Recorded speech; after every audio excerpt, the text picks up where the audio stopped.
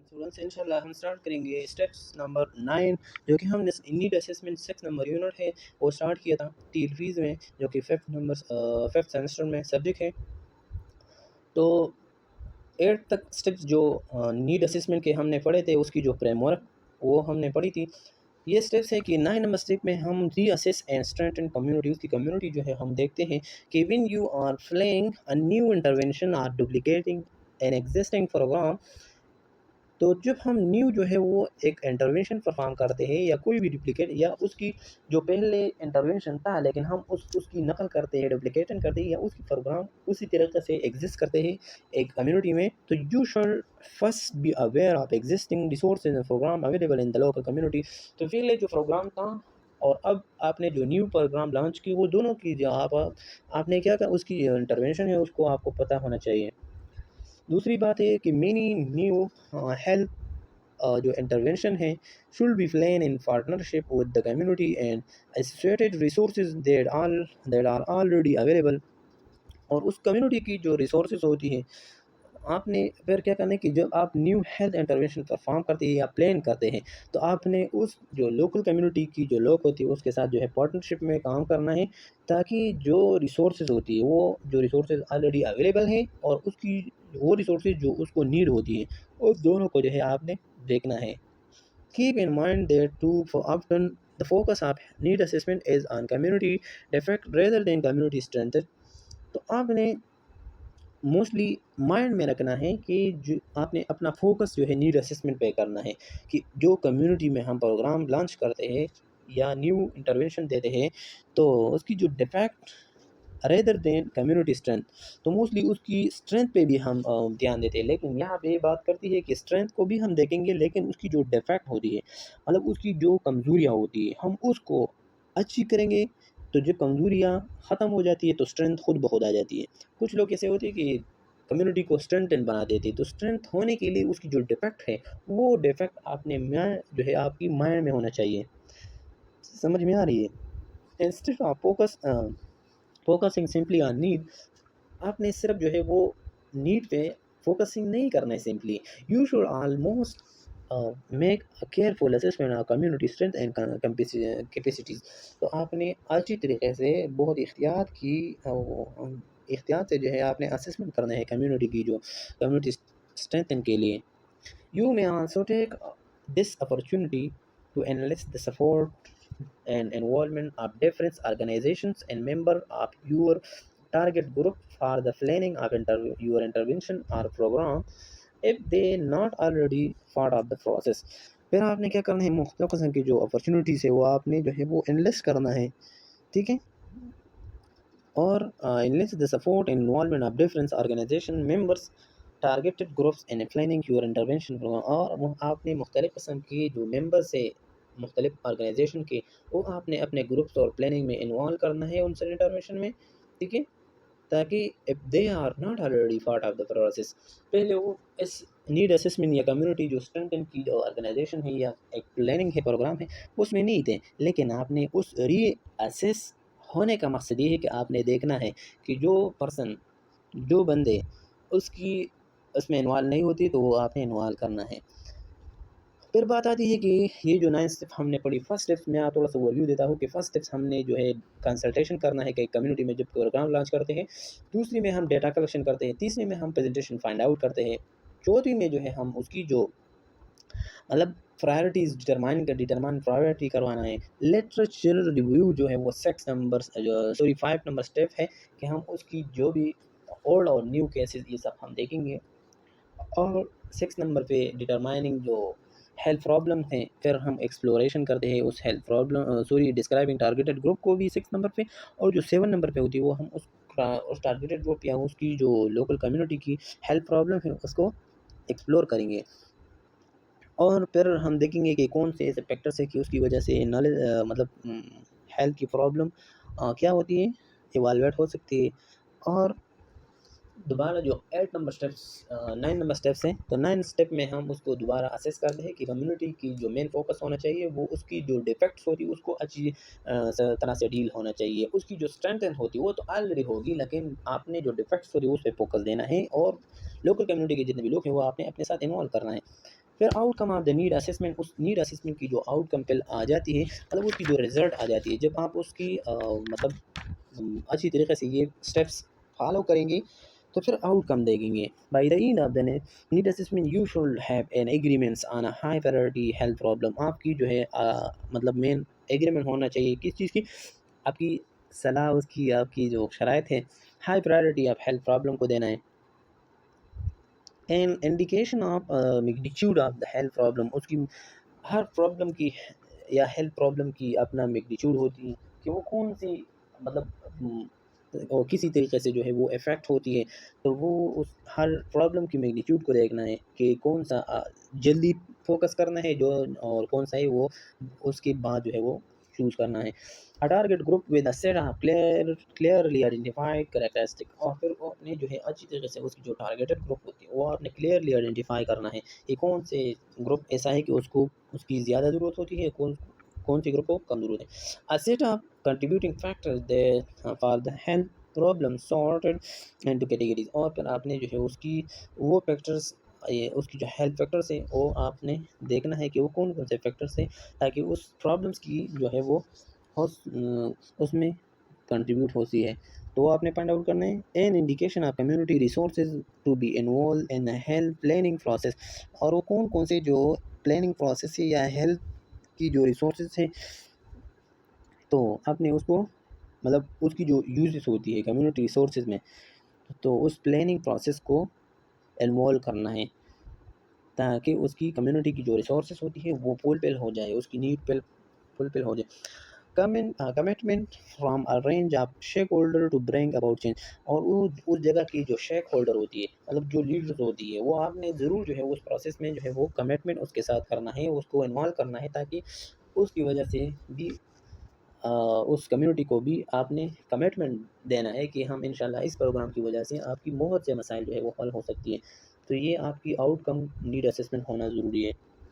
फिर learning need assessment, तो ये नीड असेसमेंट की जो लर्निंग है उसकी क्या ज़रूरत होती है, तो learning need assessment process is a series of activity conducted to identify health problem और अदर इशू। तो उस की वजह से जो है हम मुख्तलिफ किस्म की जो इशूज़ होती है उसको हम आइडेंटिफाई करते हैं। The need assessment analyze is usually the first steps taken to cause a change, और फिर इस फर्स्ट स्टेप्स की जब हम लेते हैं मतलब या तो नीड असेसमेंट या एनालिसिस हम करवाते हैं, तो उसकी वजह से हम उसकी जो मतलब चेंजेस होती है फर्स्ट स्टेप्स जो है टेकन करते हैं उसकी चेंजेस के बारे में सोचते हैं। This is mainly because need assessment specifically the gap between the current and the desire level of the individual. तो मैंने पहले ही बताया कि नीड असेसमेंट स्पेसिफिकली फोकस करते हैं आपकी जो वो गैप पे फोकस करती है जो इनिशियल जो करंट आपकी हाँ मतलब प्रॉब्लम है और जो आपकी डिज़ायर लेवल का जो प्रॉब्लम्स हैं वो दोनों आप वो फोकस करते हैं। In an educational setting learning need assessment help students identify where they are in term of their knowledge skills and competencies versus where they wish to be, what are their learning goal। आप आपने जो है मुख्तलिफ educational setting जो है वो लेना है और उसमें जो नीड असेसमेंट होती है ताकि स्टूडेंट्स की हेल्प हो जाए, उसकी जितने भी मतलब प्रॉब्लम्स है वो आइडेंटिफाई किया where they are in term of their knowledge. अगर उसकी नॉलेज में कमी है, उसकी स्किल्स, उसकी कॉम्पिटेंसीज, उसकी जो कॉन्फिडेंसीज है, वो सब चीज़ें जो है हम देखेंगे। अगर उसको ज़रूरत होती है तो हम एजुकेशनल सेटिंग उसको प्रोवाइड करेंगे, उसको स्टूडेंट्स वगैरह उसको भेजेंगे और स्टूडेंट्स और स्किलफुल पर्सन, ठीक है, ताकि उस कम्युनिटी की जो लर्निंग गोल है वो भी फुलफिल हो जाए। मतलब नीड असेसमेंट में हम हर एस्पेक्ट से देखेंगे, अगर नॉलेज की कमी है, अगर स्किल की कमी, अगर हाइजीन की नॉलेज की कमी है, जो भी प्रॉब्लम हो वो हम सब उसको क्या करेंगे पूरा करने की कोशिश करते हैं। फिर आती है कि उसकी adult learner bigger better when they can see our reasons or relevance as to why they are following a program of study। तो एडल्ट मतलब एडल्ट तो अच्छी तरीके से और जल्दी उसको क्या होती है बेटर लर्निंग होती है, क्योंकि उसको रीजंस का पता है कि नीड असेसमेंट इसलिए ज़रूरत होती है ताकि हमारे प्रॉब्लम्स को अच्छी तरीके से जो है फाइंड आउट हो जाए। By the conducting a learning assessments needs with prospective students, the learner provide can identify what object of the program are needed। फिर हम जो लर्निंग नीड्स को जो है वो कंडक्ट करते हैं, तो हमें पता होती है कि वो उसमें जो है वो कौन से पर्सपेक्टिव स्टूडेंट जो है, कौन से स्टूडेंट्स या उसकी जो लर्निंग प्रोवाइडर है,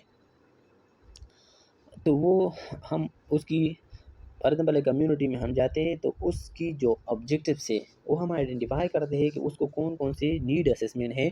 तो उस नीड असेसमेंट के मुताबिक हम उसको कंडक्ट करते हैं मुख्तलिफ़ किस्म के प्रोग्राम उसके नीडेड बेस पे, by assessing the learner to identify the gap in his her own learning. और फिर हम उसकी जो लर्निंग गैप्स होती है वो हम फाइंड आउट करते हैं और देखते हैं कि the provider will be better ables to support the students. और ये भी देखते हैं कि जो नीड है उस कम्युनिटी की जो स्टूडेंट्स हैं, तो उस वो अच्छी तरीके से हम सपोर्ट करते हैं ताकि वो अच्छी तरीके से क्या करें, मतलब समझ जाए। फिर why conduct learning need assessment. फिर ये क्वेश्चन एराइज होती है कि क्यों जो है वो लर्निंग नीड को जो है वो ज़रूरत होती है। तो learning need assessment will help identify what skill and knowledge the learner already have, highlight skill knowledge competencies that need development। तो सबसे पहले तो ये इम्पोर्टेंस है कि हम उसकी स्किल्स और उसकी नॉलेज जो है वो आइडेंटिफाई करते हैं कि उसकी लर्नर जो है वो ऑलरेडी उसके साथ कौन सा स्किल है, कितने हैं और नॉलेज कितना है, वो आइडेंटिफाई करते हैं लर्निंग नीड के। दूसरा जो है वो highlight skills knowledge competency and need develop. और कौन कौन से उसकी जो कंपेटेंसीज हैं या मतलब स्किल्स वगैरह है या नॉलेज है उसको प्रोवाइड करने का ज़रूरत है, नीड है। ये भी इसका इंपॉर्टेंस है कि हम नीड असेसमेंट लर्न करते हैं। तो अगर आप देखें तो ये आपसे पूछ रहा है कि हम एज ए नर्स इस नर्सिंग में क्यों जो है नीड असेसमेंट पढ़ते हैं। तो अगर हम हमको नीड असेसमेंट आती है तो हम हर पर्सन की उसकी नॉलेज और स्किल की आइडेंटिफिकेशन आसानी से करते हैं, उसकी स्किल्स नॉलेज को भी, और identify clearly what student wish to achieve. और ये भी हम देखते हैं कि कौन सा स्टूडेंट्स कितने लेवल तक इंटरेस्ट है इसमें ताकि उसकी अचीवमेंट हो जाए। Outline and define expectation and goals के बारे में, उसकी जो आउटलाइन होती है, उसकी जो एक्सपेक्टेशन होती है गोल की, वो हम देखते हैं। Establish need and demand for the course you have in mind. और इसका मेन ये भी है कि हम कौन से जो नीड्स हैं उसकी आपसे डिमांड हो रही है, course you have in mind. देखिए अभी आपने सुना भी होंगे कि जो पीएनसी है, पाकिस्तान नर्सिंग काउंसिल, वो आप जो नर्सिंग की जो कोर्स है उसको डेवलप करते हैं, मतलब और भी अपडेट करते हैं। उस अपडेट क्यों करते हैं? क्योंकि नीड जो स्टूडेंट्स का होती है वो थोड़ा क्या हो गई, ब्रॉड हो गया, तो इसी वजह से जो है न्यू चीज़ें जो है वो उसमें अपडेट हो रही है। तो ये भी नीड असेसमेंट के बेस पे ये मतलब अपग्रेडेशन हो रही है। डिटरमाइन और वो मालूम करते what can are realistically be achieve in the available resources. और ये भी वो मालूम करते हैं कि कौन सी चीज़ें जो है वो अवेलेबल उसको अचीव करने के लिए होती हैं। आइडेंटिफाई एनी ऑब्स्टिकल आर डिफिकल्ट्स विच में अराइज। और कौन कौन सी ऐसी चीज़ें होती हैं ताकि उसको आइडेंटिफाई होना पड़ता है कि एनी ऑब्स्टिकल आर डिफिकल्टीज विच में अराइज, कौन कौन से ऐसी डिफिकल्टीज हैं ताकि उसको आइडेंटिफाई होने में तो वो कौन कौन सी मतलब डिफ़िकल्टी या ऑब्स्टिकल हैं क्योंकि उस नीड को फुलफ़िल होने में उसको अराइज़ होती है। तो वो भी हम आइडेंटिफ़ाई करते हैं। मतलब अगर उसकी फाउंड्री का मसला हो, उसकी एजुकेशन उसकी जो है वो टाइम उसको नहीं मिल रहा हो, या कोई भी और इशू है, वर्किंग बहुत ज़्यादा उसको वो करता है, उसी वजह से उसकी जो नीड्स असेसमेंट की लर्निंग है वो उसको वो नहीं सीख सकते। तो ये हम सब ऑब्स्टिकल जो रजिस्टर्ड चीज़ें होती हैं वो हम आइडेंटिफ़ाई करते हैं ताकि आसानी से स्टूडेंट जो है वो नीड असेसमेंट लर्निंग समझ जाए। Increase the sense of ownership and involvement the students. देखिए फिर जब आप कोई भी प्रोग्राम प्रैक्टिकली वहाँ पे जाते हैं कम्युनिटी में और स्टूडेंट्स एज अ पार्टनरशिप लेते हैं, ओनरशिप इन्वॉल्वमेंट करते हैं स्टूडेंट्स को, तो उसकी वजह से उसकी जो सेंस होती है, हसासियत होती है, एहसास होती है, वो ज़्यादा हो जाती है। तो ये भी एक नीड असेसमेंट की इम्पोर्टेंस है, इसलिए हम नीड असेसमेंट पढ़ते हैं। Achieve a correct fits between the provider and student. The course match students' need and expectation, identify a content that best suits students' need. मैंने पहले भी बताया, अचीव यही है कि आप अगर नीड असेसमेंट के बारे में पढ़ते हैं और आप नीड असेसमेंट स्टार्ट करते हैं, लेकिन नीड से फिर आप दूसरी चीज़ में लग जाती है, लेक्चर में वगैरह में, तो इसी वजह से स्टूडेंट्स पर फोकस नहीं करते हैं क्योंकि उसकी जो नीड है, उसकी जो ज़रूरत होती है वो ये है कि आप टीडीपी पढ़ें। आप ये नहीं है कि आप एचिन पढ़े, फार्माकोलॉजी पढ़े, फिर आपको तो वो मतलब फोकस नहीं करेगा ना। तो जो टॉपिक है, जो स्टूडेंट्स की नीड है, उसको मैच टू मैच जो है स्टूडेंट्स की नीड के बिहाफ पे आपने क्या करना है, उसको प्रोवाइड करना है। Determine what is the most appropriate delivery format, class base and online and जो है मल्टीमीडिया वगैरह या ठीक है। तो ये और इसकी वजह से तो आपने फिर एप्रोप्रिएट रूट्स को यूज़ करना है कि कौन से वेब पे, सोशल मीडिया पे, टिकटॉक पे, मतलब यूट्यूब पे या ऑनलाइन ज़ूम्स पे कौन से जो है रिसोर्सेज जो है आप प्रोवाइड कर सकते हैं कम्युनिटी के लिए, या सॉरी एक स्टूडेंट्स कम्युनिटी के लिए, तो ताकि वो जो स्टूडेंट्स है वो समझ जाए कि लर्निंग नीड्स क्या है। Develop a budget and cost benefit analysis, और फिर आपने उसके लिए जो है मुख्तलिफ तरह की बजट जो है वो डेवलप करना है। Establish when it is the most suitable times to deliver the programme in over what time frame. फिर आपने टाइम के साथ और टाइम के मुताबिक जो है आपने उसकी एप्रोप्रिएशन देखना है कि कौन सा टाइम बेस्ट होती है उसको डिलीवर करने में, ठीक है, और कौन सा टाइम ऐसा है कि वो सूटेबल है उस प्रोग्राम्स को लॉन्च करने में या फ्रेमवर्क करने में, ठीक है। देखिए कि a certain in the most suitable evaluation mechanism, और फिर उसकी जो मतलब इवैल्यूएशन मैकेनिज़्म है, किस तरीके से आपने उसको इवैल्यूएट करना है। तो ये सब चीज़ें आपने क्या करना है, ये एक उस क्वेश्चन को जो है वो मतलब कंप्लीट कर देती है। फिर steps in learning need assessment जो है, कौन-कौन से स्टेप्स हो सकती है लर्निंग नीड्स की जो एज़ अ स्टूडेंट्स। तो सबसे पहले design, when designing the learning need assessment the aim is to assess the correct situations. फिर आपने अगर आप लर्निंग नीड जो है वो मतलब लर्निंग नीड असेसमेंट करते हैं तो सबसे पहले डिज़ाइन करते हैं कि कौन से नीड उसकी करंट सिचुएशन का उसको असेस करता है कि वो मतलब अगर आप नीड असेसमेंट मतलब एक कम्युनिटी के लिए बनाते हैं तो सबसे पहले क्या करना है, उसकी करंट सिचुएशन को देखना है। Define the problem what gaps exist, और फिर उसकी गैप की जो एग्जिस्टेंस है, फॉर एग्जांपल अगर एक पर्सन है कि करंट है तो उसकी भी इफेक्ट है और वो बता रही है कि हमें प्रोडक्टिविटी के तरफ जाना है, तो ये तो नहीं होता ना।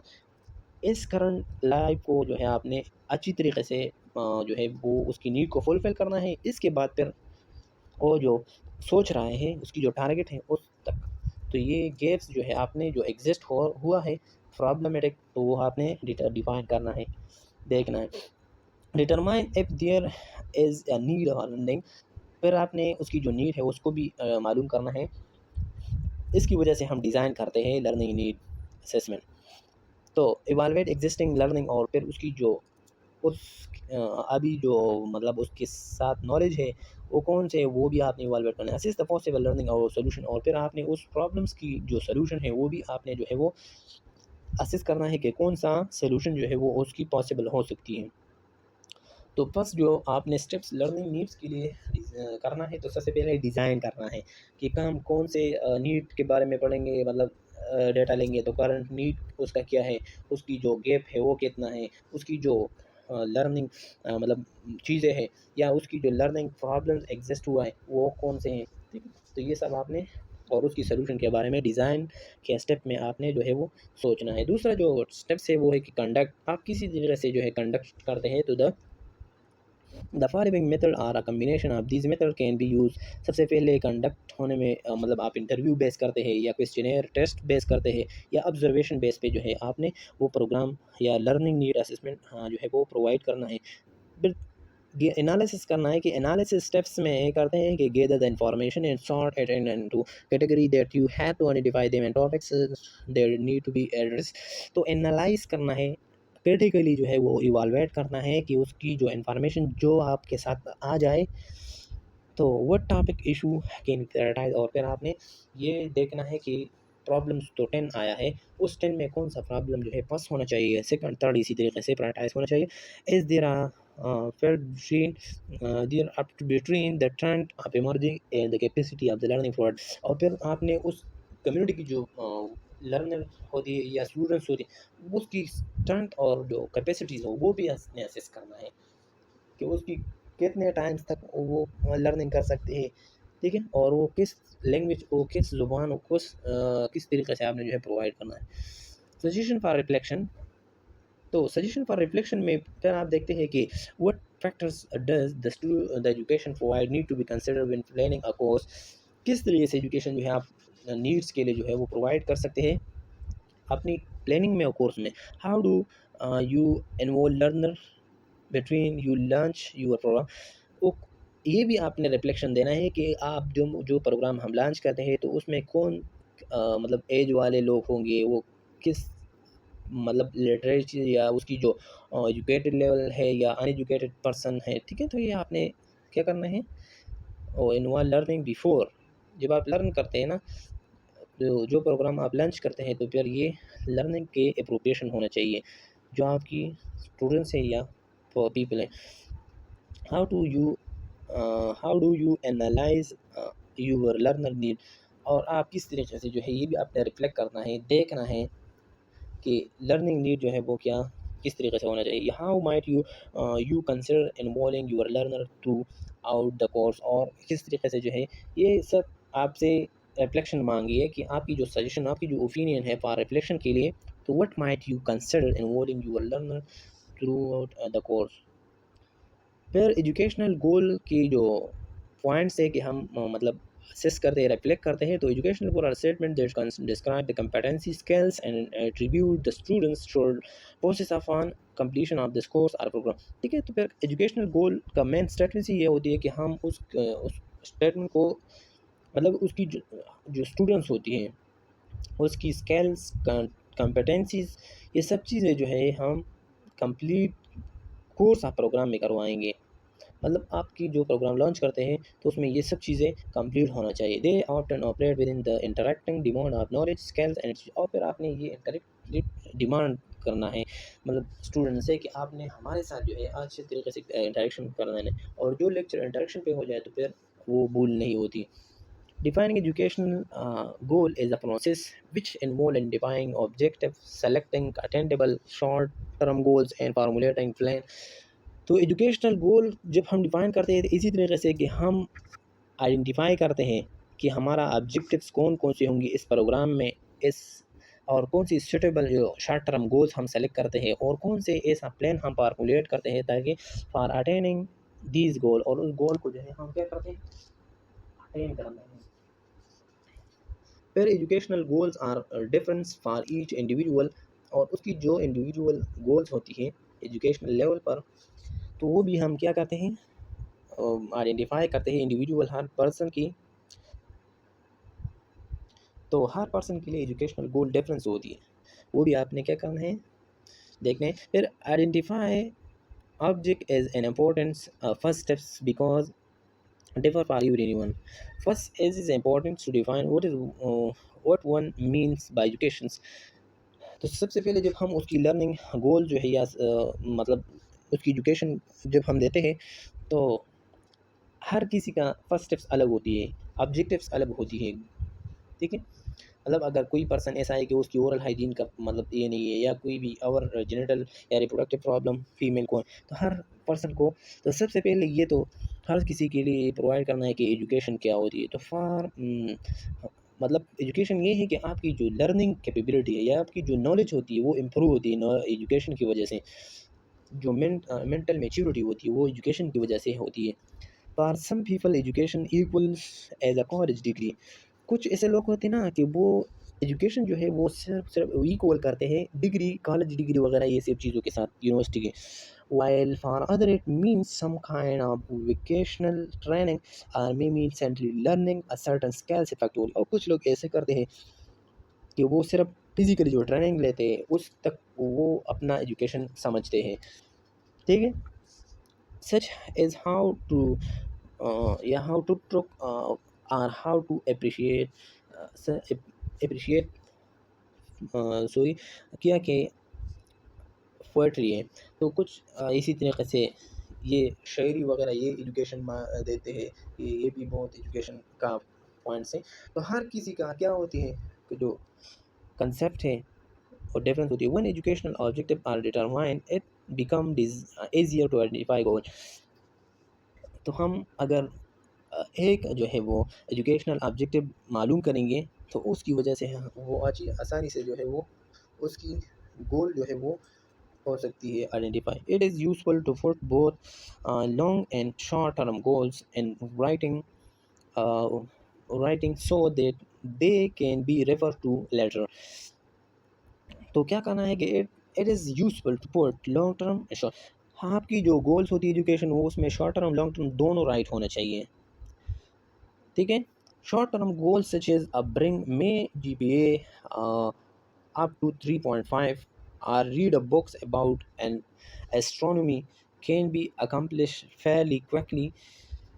मतलब शॉर्ट टर्म गोल ये होती है कि हमारे कि वो मतलब 3.5 से GPA वगैरह अप टू, लेकिन आपने क्या करना है 4 GPA को आपने टारगेट रखना है। इंशाल्लाह सबका आएगा, कोई भी ये नहीं है कि मतलब ये चीज़ नहीं होती, हर चीज़ होती है, लेकिन आपकी जो फोकस होती है, आपकी जो भी जहन और दिल में होती है, वो उसी तरीके से अल्लाह पाक पूरी करते हैं। लेकिन अपनी इरादों को जो है वो अल्लाह पे जो है कंफर्म और पुख्ता यकीन रखो। तो शॉर्ट टर्म इसी तरीके से का गोल हो गया जो हम क्विकली लेते हैं। Long term goal such as graduation with a bachelor degree in computer science, BS and any degree or learn to speak a lot and will take some time, ठीक है। तो मतलब लॉन्ग टर्म गोल ये होते हैं कि आपकी जो डिज़ायर गोल होती है, पहले हमने डिज़ायर फर्स्ट पार्ट में अच्छी तरीके से एक्सप्लेन किया है कि आपकी जो लॉन्ग टर्म गोल होती है वो उसमें आती है कि आपकी डिग्री लेंगे, फिर इसके बाद आप लैंग्वेज सीखेंगे, बाहर जाएंगे यूरोपियन वगैरह कंट्रीज़ में, ठीक है। तो ये सब आती है। फिर क्या कि the next steps is to formulate a plan for how. दूसरी स्टेप में हम प्लानिंग करते हैं गोल्स के लिए। These goals will be accomplished। For example if the goal is a college degree, the plan would be included visiting various campuses, मतलब campuses and meeting with financial aids and officer to discuss tuitions payment options। तो अगर हम देखते हैं कि जो planning education गोल की, अगर एक पर्सन ऐसा है कि वो एजुकेशन हायर एजुकेशन करते हैं, तो सबसे पहले वो जाते हैं मुख्तलिफ किस्म के कॉलेजेस के बारे में पूछते हैं, जाते हैं उसकी जो ऑफिस है उसकी ट्यूशन फ़ी के बारे में पूछते हैं। ये सब क्या होती है आपकी एजुकेशनल गोल होती है। As times faces it can be to refer to the written goals often for inspiration। और फिर आप अपनी इंस्पायरेशन की अपनी जो है गोल जो है अपना रिटर्न कराना है, लिखना है। Crossing of short-term goals is an excellence why to keep on self motivated to be continuous working toward the long term goal। देखिए फिर अगर आप शॉर्ट टर्म की जो गोल्स होती है आप अपने लिए बनाते हैं और अचीव करते हैं, तो इसकी वजह से आप मोटिवेट रहेंगे और लॉन्ग टर्म की गोल के लिए आप जो है वो आसानी से चली जाती है। सम मैनेजमेंट जो एकेडमिक्स होती है would say that the difference between goals and objectives is that a goal is a describe of destinations। देखिए कुछ ऐसा मैनेजमेंट एकेडमिक होती है जो डिवाइड किया हुआ है, उसमें डिफरेंस है कि आपका जो गोल्स है आपका जो ऑब्जेक्टिव्स है, ठीक है। तो objective is that is a goal is description of destination. Goal का मकसद ये है कि अगर आप बता रहे हैं कि हमारा गोल ये है कि हम यूके में एज अ नर्स काम करें, तो आपका डेस्टिनेशन गोल डिफाइन करते हैं। मतलब आपकी जो गोल्स होती है वो आपका डेस्टिनेशन क्या करते हैं, डिफाइन करते हैं। And an objective is a measure of the progress that is needed to get the destination. और आपकी जो ऑब्जेक्टिव्स होती है वो आपकी जो मतलब डेस्टिनेशन होती है, उस डेस्टिनेशन उसकी जो आपकी जो मंजिल है, उस मंजिल तक आपकी जो प्रोग्रेस होती है उसको मैयर करते हैं। फॉर एग्जांपल हम एग्जांपल ले लेते हैं कि 20 डिग्री से कि हम सेकंड ईयर कर ली, सेकंड ईयर के बाद हमने क्या करते हैं गोल्स अपने सेट की कि बीसेंट करना है, फिर एमएसएन, फिर यूके, ठीक है। ये सब गोल्स हैं। तो आपने जो फर्स्ट डे से आप first semester second semester up to eight semester जो भी लेक्चर्स है वो भी लेंगे, वो आप असाइनमेंट करेंगे, क्विजेज देंगे, एग्ज़ाम्स देंगे फाइनलाइज़, ठीक है। तो ये सब चीज़ें आपकी ऑब्जेक्टिव्स हैं। तो उस ऑब्जेक्टिव अगर आप अच्छी तरीके से फुलफिल करता है तो आप डेस्टिनेशन की तरफ चलते हैं। फॉर एग्जांपल अगर एक सेमेस्टर चला गया, एग्ज़ाम हुई, तो आप अपना जो शॉर्ट टर्म गोल है वो अचीव कर ली। आप अपनी डेस्टिनेशन की तरफ जो है वो अप्रोच हो रही है आपका। तो आपने क्या करना है इस कंसिस्टेंसी को बरकरार रखने के लिए ताकि हम डेस्टिनेशन अपने गोल तक पहुंच जाए। तो मीन इसका यही है कि हम ऑब्जेक्टिव्स की वजह से जो है अपने गोल्स तक जाते हैं। In this context, goal are the long-term outcome you or the organizations wants leads to achieve। तो इस कॉन्टेक्स्ट के मुताबिक गोल जो है एक लॉन्ग टर्म आउटकम है। तो ये भी आ सकते हैं एमसीक्यू में कि लॉन्ग टर्म जो गोल या गोल जो है वो क्या है, लॉन्ग टर्म शॉर्ट टर्म क्या है। तो ये लॉन्ग लॉन्ग टर्म जो है आउटकम में गोल्स आती हैं। And you are the organization, और उस ऑर्गेनाइजेशन की जो long term you want need to achieve, और आपकी वांट के मुताबिक आपकी नीड भी है, क्योंकि आप एजुकेशन के अलावा अगर इस सिचुएशन इस मतलब करंट एरा में देखें तो एजुकेशन बहुत ज़्यादा इंपॉर्टेंस है। तो ये आपका नीड है, इसके अलावा आपका अच्छी तरीके से लाइफ नहीं गुजारती, और आपकी वांट भी है कि हम बेसिक डिग्री करवाएं। तो ये सब लॉन्ग टर्म में आती है। तो thank you so much for watching the video and subscribe your channels Kemal Signature Ahmed. Inshallah you will get a lot of informations, you will get a lot of opportunity for the learning of BSense. Inshallah help in the future. खुदा हाफिज़, अपना ख्याल रखिए student.